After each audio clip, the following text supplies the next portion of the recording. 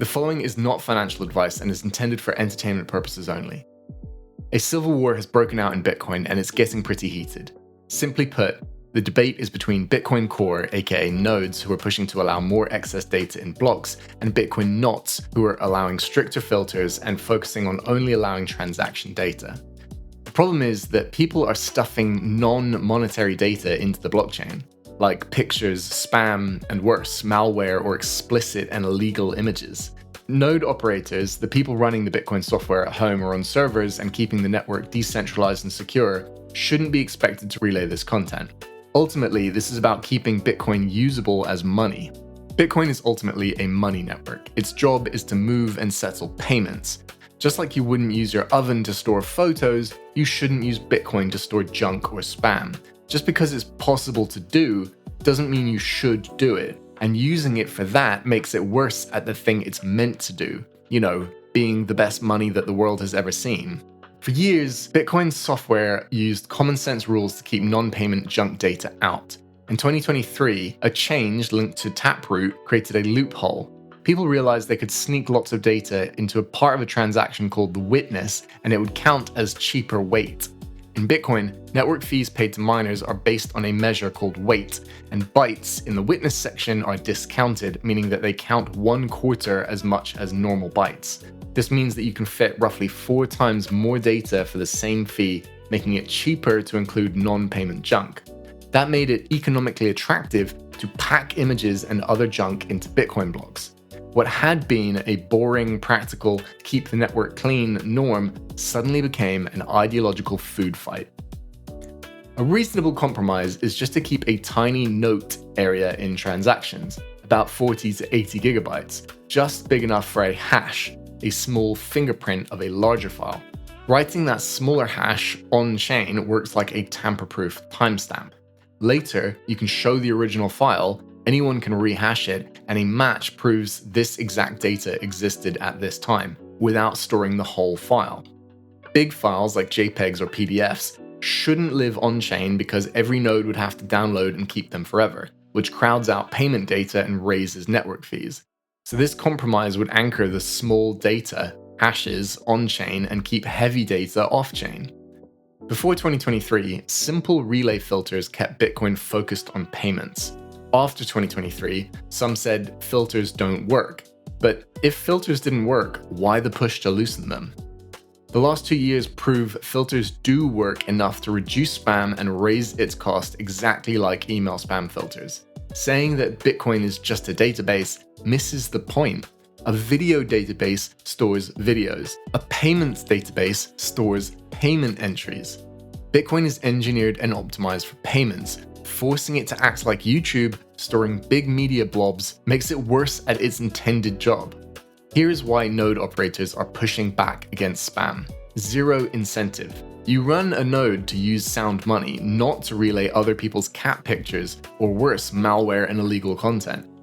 Higher costs. Larger junk data competes for the same block space as your payments, raising your fees for processing transactions. Bigger burdens. More junk means bigger mempools, bigger blockchain, more space needed to run nodes, and fewer people willing to store that data, pushing Bitcoin towards centralization. Dangerous content. Some junk isn't just junk, it's malware or illegal explicit material. Node runners shouldn't be forced to store this when downloading the blockchain. 2 years ago, a proposal to tighten the spam filters in Bitcoin's node software to make it harder to stuff large junk data into the blockchain, filed by longtime contributor and now founder of Bitcoin Knots, Luke Dasher.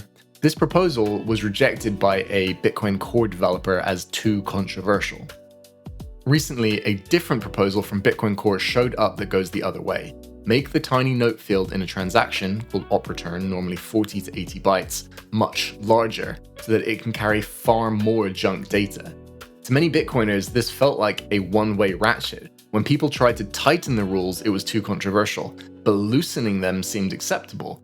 Kind of like moving the goalposts only in one direction, closer and closer to node centralization and further away from decentralization.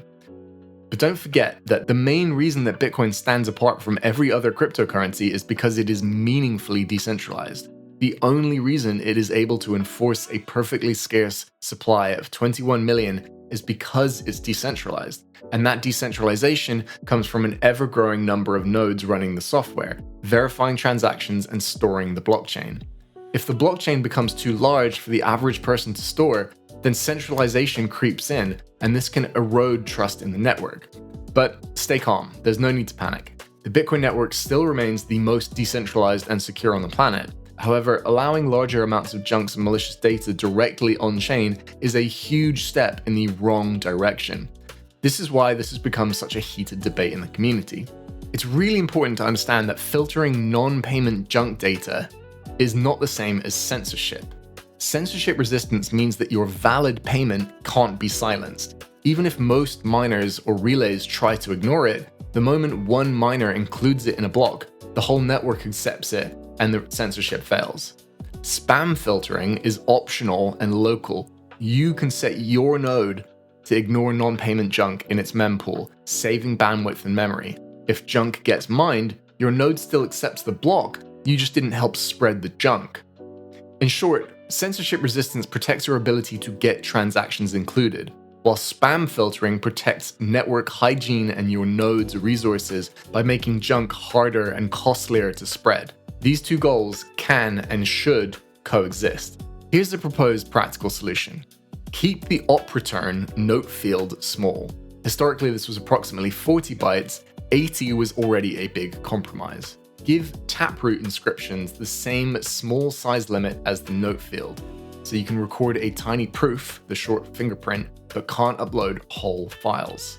Build the heavy parts of apps off Bitcoin's main chain, on your own servers, on layer 2s like Lightning, or on separate sidechains built for extra features, and then periodically write a tiny hash, a short fingerprint of that data, to Bitcoin. The on-chain hash acts like a time-stamped receipt. Later, anyone can rehash the off-chain data to prove it hasn't changed, while the main chain stays lean, cheap, and focused on payments. So what now? Run Bitcoin Knots if you want more control over what your node relays and stores while still fully validating Bitcoin. Knots is a derivative of Bitcoin Core that adds optional policy controls like stricter limits on data carrier, op return bytes, and filters that can block or deprioritize taproot style inscription blobs. So your node passes along normal payments but refuses large non-payment junk. Net result, a lighter node for you, a cleaner network for everyone, and a clearer signal to the miners that users prefer lean payment-first blocks. Bitcoin works best when it stays focused on payments, and when ordinary people run knots, keeping the network decentralized and secure. Light, practical spam filters can help protect that. Big on-chain files don't. Keep the chain lean, keep the rules simple, and keep control in the hands of the many, not the few. If you enjoyed this video, please remember to like and subscribe. Thanks for watching. See you in the next one.